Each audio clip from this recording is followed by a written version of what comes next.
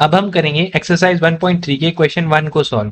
Question 1 पूछता है कि हमें इन गिवन रैशनल नंबर्स को इनके डेसिमल एक्सपेंशन में कन्वर्ट करना है। पहला क्वेश्चन है 36/100 इसकी करेक्ट डेसिमल फॉर्म बतानी है। इसके लिए हम 100 से 36 को डिवाइड करने लगेंगे। 36 को मैं 100 से डिवाइड करेंगे तो 36 100 से छोटा है, तो यहाँ पर मैं लिख दूंगा 0। पॉइंट लगाकर मुझे यहाँ पर मिल जाएगा एक 0। 100 के टेबल में 300 आता है, रिमाइंडर बचता है 60। 60 को मैंने यहाँ पर लिख दिया। 100 के टेबल में 60 नहीं आता है, लेकिन ये 0 मुझे डेसिमल की वजह से मिल जाएगा। अब यहाँ पर 100 के टेबल में 6 पर मैं जाऊँ तो मुझे मिलता है 600। 600 मैं यहाँ पर लिख देता हूँ। 600 को मैं 600 में से सब्ट्रैक्ट करूंगा तो मेरे पास रिमाइंडर बचेगा 0। रिमाइंडर 0 बचने का मतलब ये डेसिमल हो गया टर्मिनेट, और टर्मिनेट होने के बाद इसकी जो डेसिमल एक्सपेंशन है वो है 0.36। इस क्वेश्चन का अगला पार्ट करेंगे जिसमें हमें पता करना है 1/11 का जो डेसिमल फॉर्म है वो क्या है। इसके लिए हम क्या करेंगे, 11 से 1 को डिवाइड करने का ट्राई करेंगे। 1 जो है 11 के टेबल में तो नहीं आता है और 11 से छोटा भी है, तो मुझे यहाँ पर लेना पड़ेगा डेसिमल। 0 पॉइंट लगाकर मुझे यहाँ पर 1 को मैंने बना दिया 10। अब 10 बनाने से देखा तो 11 जो है 10 से भी बड़ा है, तो अभी भी मुझे एक 0 की रिक्वायरमेंट पड़ेगी। मैंने यहाँ पे एक और 0 को लिखा और यहाँ पे एक नया 0 ऐड किया। अब इस दो 0 को ऐड करने के बाद मेरा नंबर बन गया 100। 11 के टेबल में जो सबसे बड़ा नंबर है जो कि 100 से छोटा है वो है 9 पर जाने से 99। 99 को मैंने 100 में से सब्ट्रैक्ट किया, नया नंबर बचा 1। 1 बचने से अब मैं दोबारा से यहाँ पर देखूं तो अब 1 जो है 11 से छोटा है, तो मुझे एक 0 डेसिमल की वजह से डायरेक्टली ही मिल जाएगा। ये नंबर बन गया 10। 10 भी 11 से छोटा है, तो मैं यहाँ पर एक एक्स्ट्रा 0 यहाँ पर लिखने के बाद इसको 100 बना सकता हूँ। अब 11 के टेबल में 99 पर मैं जाऊँ तो 100 से छोटा नंबर 99 आता है। 1 रिमाइंडर मुझे यहाँ मिल जाता है। इस रिमाइंडर को मैं फिर से फर्दर कंटिन्यू करूंगा तो दोबारा से मेरे को 2 बार 0 लेने पड़ेंगे। एक बार यहाँ पर 0 आएगा और फिर से दोबारा 9 पर जाएगा। इस तरह से ये डिवीजन जो है रिपीट होती जाएगी। आप इस पैटर्न को देख पा रहे होंगे, तो इस डिवीजन को हम बोलेंगे नॉन टर्मिनेटिंग बट रिपीटिंग।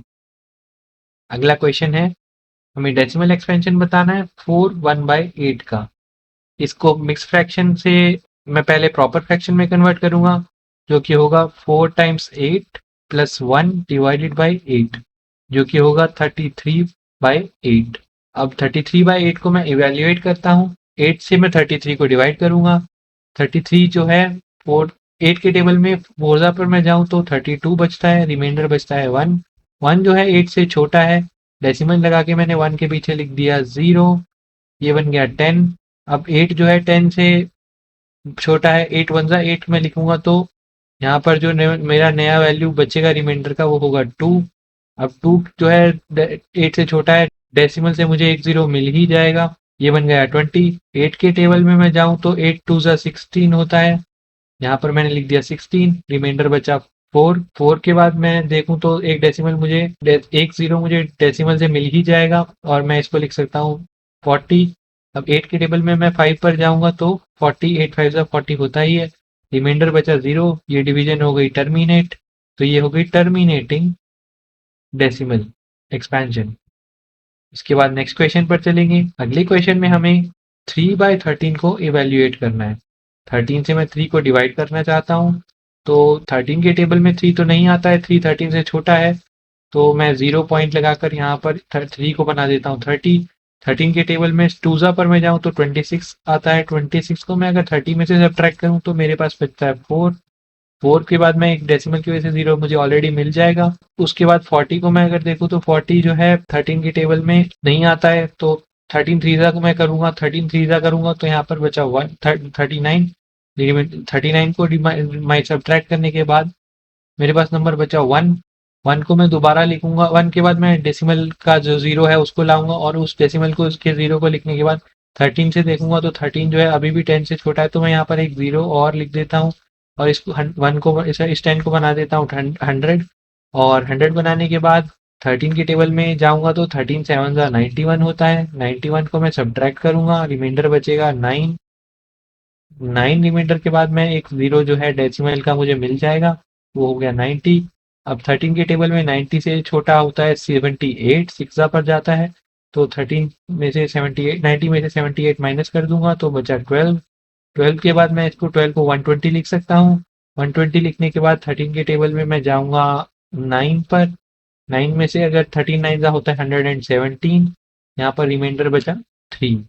अब आप इस डिवीजन को फर्दर कंटिन्यू कर सकते हैं, बट मैं इसको फर्दर कंटिन्यू नहीं कर रहा क्योंकि मुझे यहाँ पर एक चीज दिख गई है।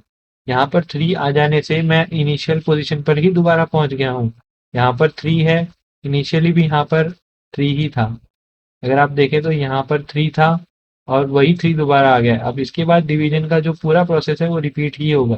तो इसको मैं फर्दर मैं डिवाइड नहीं कर रहा हूँ, आप करके देख सकते हैं और आपको पता चलेगा कि जो फाइनल रिजल्ट होगा वो इस तरह का होगा। 0.230769230769230769 एंड सो ऑन। तो इस नंबर को मैं लिख सकता हूँ 0.230769 बार। तो ये जो डेसिमल एक्सपेंशन है वो है नॉन टर्मिनेटिंग एंड रिपीटिंग। इसके बाद नेक्स्ट क्वेश्चन पर चलेंगे। नेक्स्ट क्वेश्चन में हमें पता करना है 2/11 की वैल्यू। इसका मतलब हमें 11 से 2 को डिवाइड करना है। 2 जो है 11 से छोटा है, तो 2 के बाद एक डेसिमल लगाकर 0 मुझे मिल गया। 11 के टेबल में 11 वंजा पर मैं जाऊंगा, रिमाइंडर बचा 9। 9 के बाद मुझे डेसिमल मिल गया, 9 बन गया 90। 11 एट्जा पर मैं जाऊं तो 11 एट्जा 88 होता है, फिर से मुझे रिमाइंडर मिला 2।